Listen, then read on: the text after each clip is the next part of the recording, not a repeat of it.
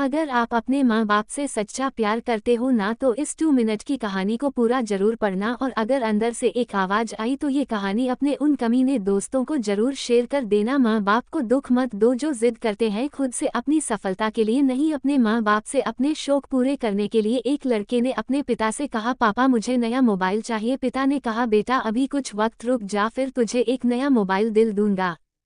बेटे ने कहा, आपके पास मेरे लिए कभी पैसे नहीं होते हैं, मेरे सब दोस्त अच्छे रहते हैं, किसी के पास कोई कमी नहीं है, केवल मेरे पास ही हर चीज़ की कमी होती है। अब आप बच्चे पैदा करना बेहद आसान है लेकिन उन्हें पालना बेहद मुश्किल जब आप मेरी ज़रूरत पूरी कर ही नहीं सकते।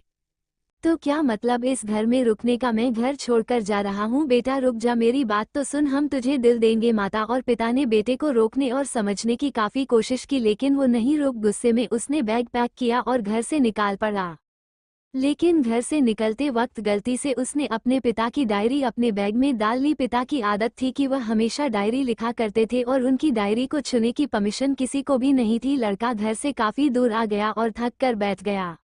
जब उसने वो डायरी देखा तो उसने सोचा, आखिर मिल ही गया खजाना, आज पता चल जाएगा कि मेरे पिताजी ने कहाँ कहाँ दौलत छुपा रखी है और उन्हें किन किन लोगों से पैसे लेने हैं, और सरा का सरा लेखा जुका आज मुझे मिल जाएगा।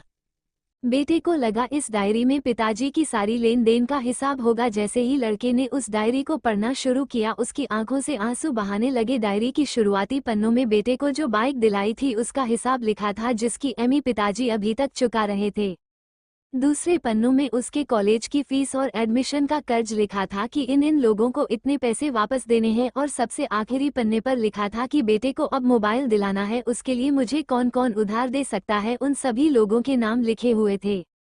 बेटे ने जैसे ही सब पढ़ा वो पागलों की तरह रोने लगा और रोते रोते दौड़ता भागता घर आया। जैसे ही उसने घर आकर देखा तो उसके माता पिता एक कोने में बैठकर रो रहे थे। बेटा अपने पिता के पैरों में गिरकर रोने लगा कि पिताजी मुझे माफ कर दो। पिता ने कहा, बेटा तू मत रो, तुझे मोबाइल मिल जाएगा।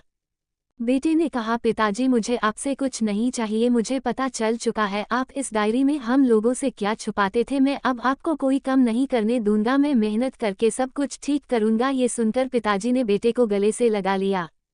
दोस्तों, माँ बाप अपना पूरा जीवन, अपनी पूरी खुशी अपने बच्चों के लिए कुर्बान कर देते हैं, लेकिन कुछ बच्चों को लगता है कि माँ बाप ने उनके लिए कुछ नहीं किया। वह कभी आपको अपनी समस्या नहीं बताते, भले ही वह कितनी ही बड़ी समस्या से गुजर रहे हो। रिश्तेदार भी उन्हें नीचा दिखाते होंगे तो भी वो सह लेते होंगे, लोग भी ताने मारते होंगे तो भी वो सह लेते होंगे, लेकिन आपसे अपनी समस्या कभी शेयर नहीं करते क्योंकि वो आपको कभी दुखी नहीं देखना चाहते हैं। अब आपका फर्ज बनता है अपने माँ बाप को अच्छी तरह रखना और उन्हें सुख देना ताकि वो भी अपने जीवन का बचा हुआ समय सुख में गुजर सके। यदि आप अभी भी नींद में सोए हो तो आप जग जाइए और अपने शौक पूरे करने पर नहीं, अपना करियर बनाने पर ध्यान दीजिए, क्योंकि अगर आप अपने माँ बाप के रहते कुछ नहीं कर पाए तो बाद में आप सोने का महल भी बना लोगे ना, उसमें भी आपको नींद नहीं आएगी। अपने जीवन में कुछ बेहतर कर लीजिए ताकि आपके माता पिता को उम्र होने के बाद भी काम ना करना पड़े।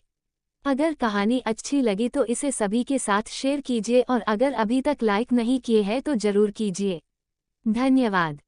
ऐसे ही वीडियो देखने के लिए हमारे चैनल को लाइक एंड सब्सक्राइब करें। Thanks for watching.